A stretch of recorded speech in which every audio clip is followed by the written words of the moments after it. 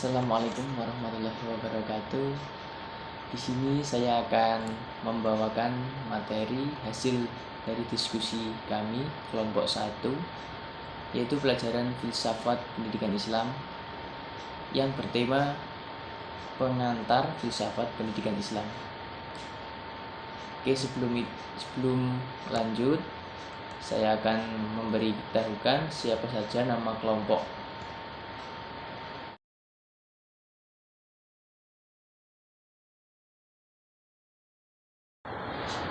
Itu tadi nama kelompok kami. Langsung saja kita ke pembahasan. Yang pertama, pengertian filsafat, filsafat pendidikan, dan filsafat pendidikan Islam. Secara etimologis, filsafat berasal dari bahasa Yunani, yaitu kata philein yang berarti mencintai, atau philia yang berarti cinta, atau philos yang berarti sahabat, dan sophia yang berarti kebijaksanaan. Filsafat dimulai dari rasa ingin tahu. Keingintahuan manusia ini kemudian melahirkan pemikiran. Manusia memikirkan apa yang ingin diketahuinya. Pemikiran inilah yang kemudian disebut dengan filsafat. Dengan berfilsafat, manusia kemudian jadi pandai. Pandai artinya juga tahu atau mengetahui. Dengan kepandaiannya, manusia harusnya menjadi bijaksana. Bijaksana adalah tujuan dari mempelajari filsafat itu sendiri. Sedangkan pengertian filsafat pendidikan menurut John Dewey adalah teori umum dari pendidikan, landasan dari semua pemikiran umum mengenai pendidikan. Filsafat pendidikan, kata Jalaluddin, adalah ilmu yang pada hakikatnya merupakan jawaban dari pertanyaan-pertanyaan dalam lapangan pendidikan dan merupakan penerapan suatu analisa filosofis terhadap lapangan pendidikan. Kemudian pengertian filsafat pendidikan Islam adalah suatu aktivitas berpikir menyeluruh dan mendalam dalam rangka merumuskan konsep penyelenggaraan pendidikan Islam dan mengatasi berbagai problematika yang terjadi dalam pendidikan Islam dengan mengkaji kandungan makna dan nilai-nilai dalam Al-Quran dan hadis, serta mengungkap berbagai kajian dan pemikiran para pemikir-pemikir Islam berbasis Al-Quran dan hadis. ya, poin B, berpikir filsafat. Berpikir kefilsafatan. Yang pertama adalah melodis, yaitu menggunakan metode cara jalan yang lazim digunakan oleh para filsuf dan proses berpikir filsafat. Selanjutnya ada sistematis, yaitu unsur-unsur dalam pemikirannya ada keterkaitannya yang satu dengan yang lainnya secara teratur dengan keseluruhan hingga dapat tersusun pada suatu pola berpikir yang filosofis. Yang ketiga, koheren, yaitu jika berpikir unsur-unsurnya tidak boleh mengandung uraian yang bertentangan satu sama lain, tapi tetap memuat uraian yang logis dan jelas. Selanjutnya, rasional, yaitu harus berdasarkan pola kaidah cara berpikir yang baik dan benar. Selanjutnya ada komparatif, yaitu melihat objek bukan dari satu sudut pandang yang tertentu saja, ya bisa dari kanan kiri. Yang keenam, radikal, yaitu cara berpikir mendalam sampai batas akar persoalannya. Yang selanjutnya terakhir, universal, yaitu muatan kebenarannya sampai pada tingkat umum universal, mengarah pada pandangan duniawi pada realitas kehidupan seperti realitas kehidupan kepada umat manusia secara keseluruhan. Oke, poin yang selanjutnya saya akan menjelaskan tentang bagaimana sih karakteristik berpikir secara filsafat. Yang menurut Dr. Andes Suryadi MP, pemikiran kefilsafatan memiliki karakter tersendiri, yaitu menyeluruh, mendasar, dan spekulatif.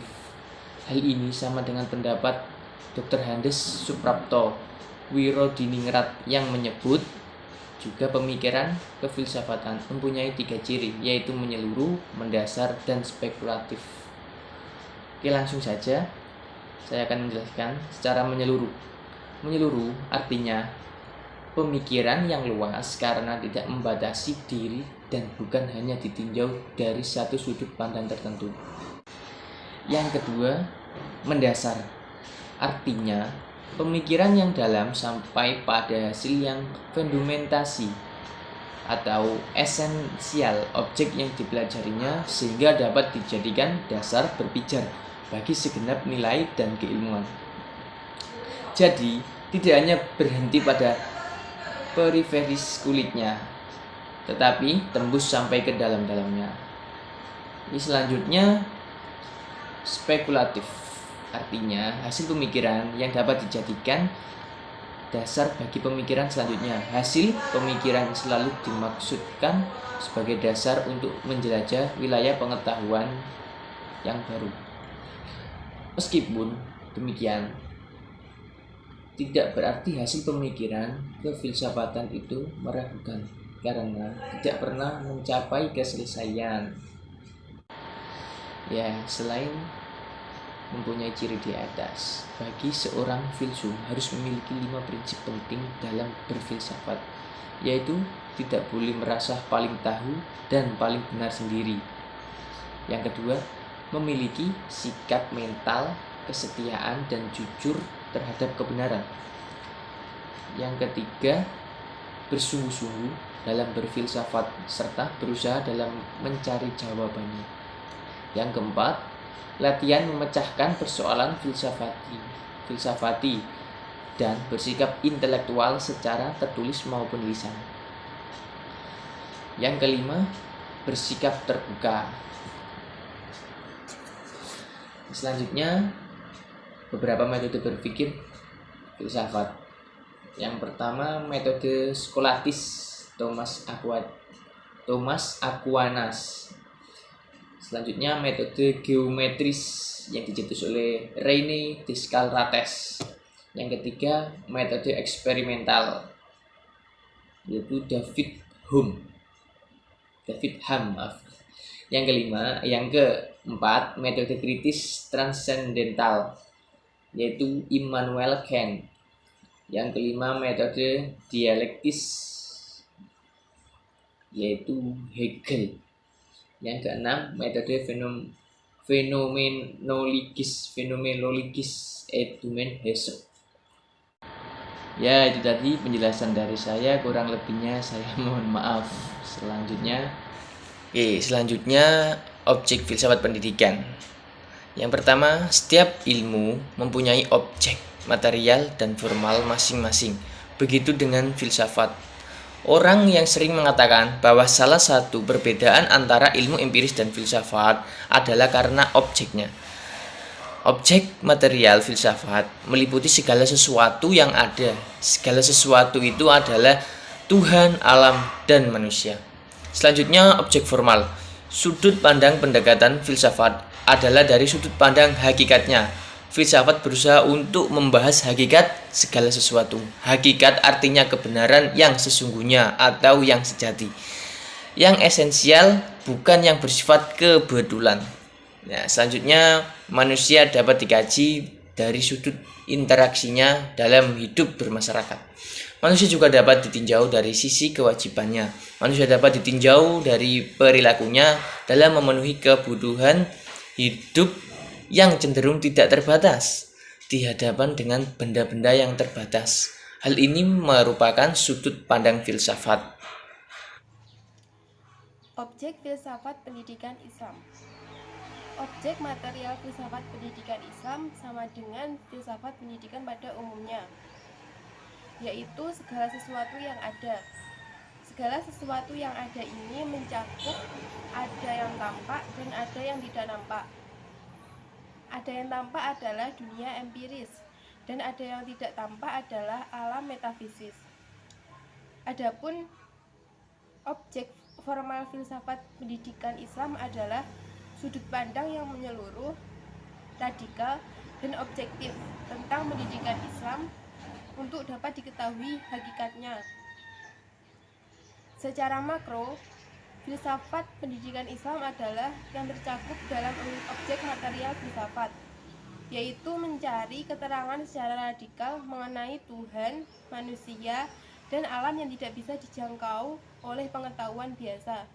Sebagaimana filsafat pendidikan Islam juga mengkaji ketiga objek ini berdasarkan ketiga cabangnya, yaitu ontologi, epistemologi, dan aksiologi. Secara mikro, objek kajian filsafat pendidikan Islam adalah hal-hal yang merupakan faktor atau komponen dalam proses pelaksanaan pendidikan. Faktor atau komponen pendidikan ini ada 5, yaitu tujuan pendidikan, pendidik, peserta didik, alat pendidikan yang berupa kurikulum, metode, dan evaluasi pendidikan, dan lingkungan pendidikan. D. Peranan filsafat pendidikan. Filsafat pendidikan memberikan gagasan orisinil tentang semua aspek pendidikan, khususnya tujuan pendidikan. Dikatakan bahwa filsafat pendidikan memberikan pandangan yang berbeda, namun situasi ini tidak berbahaya, melainkan membantu dalam memberikan pendidikan sesuai kebutuhan masyarakat. Filsafat pendidikan memadu proses pendidikan dengan menyarankan tujuan yang sesuai dari keragaman kehidupan dan memilih sarana yang sesuai. Peranan filsafat dalam pendidikan Islam. Peranan filsafat dalam pendidikan Islam disatukan oleh sebuah tujuan yang sama, yakni pencarian kebenaran. Namun, meskipun sama antara keduanya, ada juga perbedaannya. Filsafat lebih kepada rasio, sedangkan pendidikan Islam merupakan pendidikan pada umumnya. Berarti daya upaya untuk memajukan budi pekerti atau kekuatan batin, pikiran, intelek, dan jasmani anak-anak selaras dengan alam dan masyarakatnya. Sekian. Baiklah, itu tadi presentasi dari kelompok kami. Kurang lebihnya mohon maaf. Wallahu muwaffiq illa aqwamit thoriq. Assalamualaikum warahmatullahi wabarakatuh.